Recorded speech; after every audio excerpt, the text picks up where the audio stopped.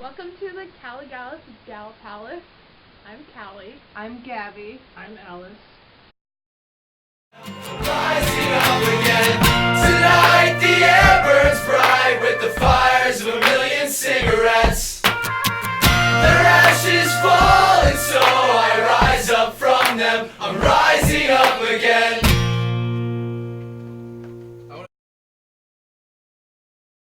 This is our first video, and we're going to discuss the new movie Grandma. Insert movie poster here. The movie we're reviewing today is Grandma, which stars Lily Tomlin, Julia Garner, Marcia Gay Harden, and others. Including Laverne Cox. And Laverne No. Cox. We gonna get to that. A teenager facing an unplanned pregnancy seeks help from her acerbic grandmother, a woman who is long estranged from her daughter. Dun, dun, dun. And great. And P.S. The grandmother is a lesbian. boom. Yay! Boom. Already better than most movies. Thanks.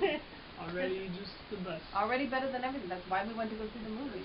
Okay, so basically we went to go see Grandma because of The gay. the feminist and the queer representation that we that we saw present, and we went and saw it, and it was really good. It was 100 times better than what I was It was expecting. it was and I was amazing. expecting a lot. It could have gone in so many directions, and it went in the absolute most perfect one. I knew like zero about the movie. I was like, alright, I'll go see this movie. There's something gay about it, alright. And I was like, oh my god, it's so good! No, during the scene when Laverne Cox comes Okay, up, like 2 seconds before it. 2 seconds before it, Yeah, I he's just like, oh hey, I forgot, Laverne Cox is in the movie. and I was like, Alice oh my no, god! No, Alice literally. I was not warned! No, Alice literally goes.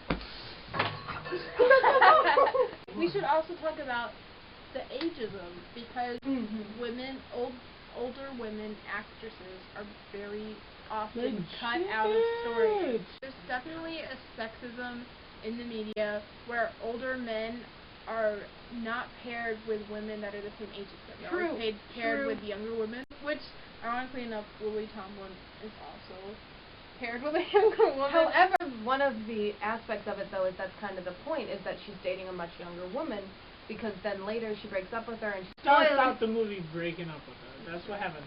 Yeah. It's not shown to be like a positive thing. They're not like, oh yo, go date older people. The characters are not perfect. The That's important too, especially because they're women, and because women representation is either like this perfect character who has no depth, or this completely imperfect character whose only use is a reflection to show how perfect the male counterparts are. So giving these women faults and showing that their relationships aren't perfect, and showing young lesbians or older lesbians that their relationship isn't always going to be perfect is incredibly cool.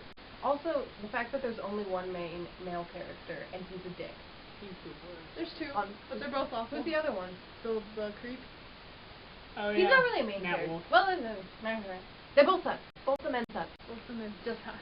also realistic. True. This movie probably got a high score on the Bechdel test. Oh yeah, it's amazing. The men never talk to each other, actually. Yo! If there was a male Bechdel test, It's easy to watch a movie and be like, do the women talk once, because like usually they don't. So you just watch it and you're like, alright, no, they don't. But with men, you'd be like, alright, they're talking now, they're talking again. Like, They're talking just again. stop talking, guys!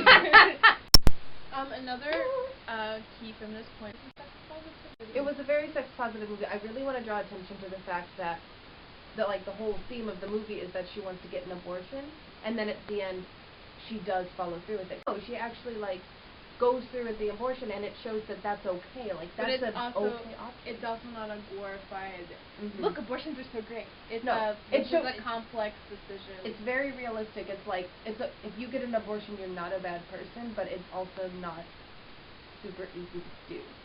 And I really love that mainstream media has that, because abortion is another one of those buzzwords that people don't want to touch on. I think it also helps to show pro-life people that pro-choice women aren't just running willy-nilly, having a bunch of pregnancies and getting them terminated, and it's not a big deal, and they're just like, just kill the baby, it's fine. Like, it's a very serious thing that they think through, and they're like, these are the reasons I want this to happen. You see her grapple with it. And the grandmother's story of the basement abortion is so Oh important. God. Because that's why I'm pro-choice, is because if we don't make it legal and safe, then basement abortions will happen, and they are horrific.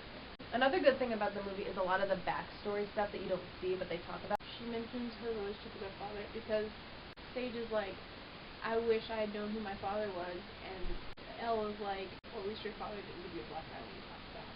In the movie, she goes to get money from Carl, who used to be her ex-husband, and he makes a whole point where it's like, you should apologize for getting married to me.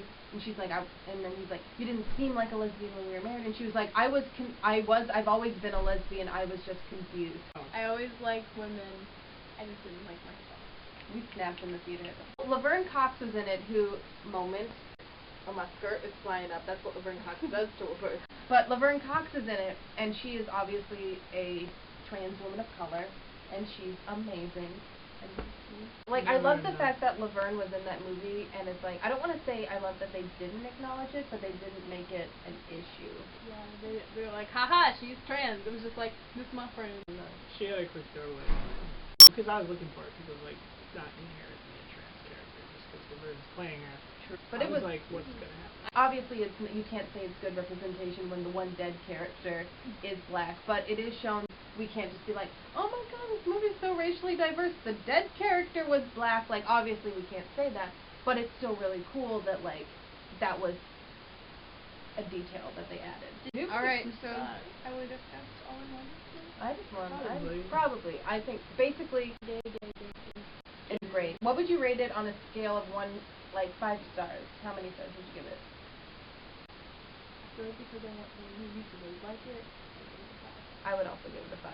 Give it a 5. I mean, there's always room for improvement. 4 and 3/4 I like that. of a star. I give it 5. Plus More people of 1/4. color. We say True. More we are trans people. I will definitely be telling every single person to go see it and make it famous and get it nominated for an Oscar, and then when it doesn't win, I will riot in the street. So we basically all give it 5 stars. Right? You guys should go see it. It's in theaters right now. It's good. Should we call our viewers Galcom? You're our Galcom. And We should just compliment Alice and say she's Oh beautiful. no! Alice is so pretty. Oh Alice no! is so cute. And gorgeous. Oh no! And she dresses so well. Oh no! I She love rocks the spending skin. time with her. Oh no! She's so lovely. No! Her habits are all so cute. Oh no! She doesn't like compliments, but she deserves them because she's Oh pretty. no! Alice, you are sunshine. Bye. Oh, Subscribe! Like, rate, comment, and subscribe if you want All more that stuff that Galcom. people say at the end of YouTube videos. We're working on it.